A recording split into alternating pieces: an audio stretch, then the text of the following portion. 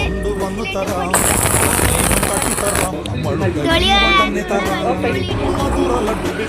അതിന്റെ പിന്നെ നമ്മൾ വെള്ളമൊഴിക്കാൻ പാടില്ല. ഇങ്ങനെ കിട്ടും.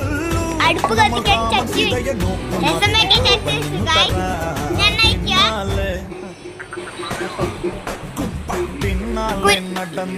കടുകിട എന്റെ രസം വെക്കാണ്ട് എത്ര ഉള്ളിടാ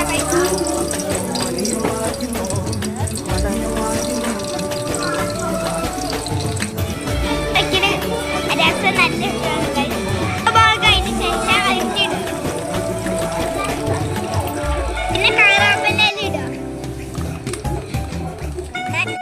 നല്ല ഇളക്കുക. താളിക്കുക ഗൈസ്. ചെറുതായി ചുവന്ന ഗൈസ്. അതിൽ പിന്നെ മഞ്ഞപ്പൊടി ഇടുക ഗൈസ്. മണം പോണ വേറെ നിറച്ച് കൊടുക്കുക ഗൈസ്. മിക്സിയിൽ വെച്ച സാധനങ്ങൾ എന്നിട്ട് ഇളക്കി കൊടുക്കുക. പൂക്കടയിലെ മാലയൊക്കെയും നമ്മൾ വാങ്ങി വരാം. തിരുമൽ ബന്ധ മുമ്പിൽ വെച്ചിട്ട് മാറിയിട്ട് തരാം. പത്ത് സാരി ചുറ്റി തരാം. ഒരു മുട്ടൽ വാച്ചു. തക്കാളിയും പുളിയും കൂടി വേവിക്കുക.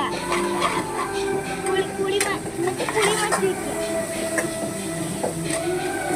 തക്കാളി നല്ല കയ്യിലും അടയ്ക്കുക. എന്നിട്ട് അതിലേക്ക് ഒഴിക്കുക. എന്നിട്ട് ഇളക്കുക. നന്നായി ഇളക്കുക. അതിന് ശേഷം നമ്മൾ വെള്ളം ഒഴിക്കാട്ടോ.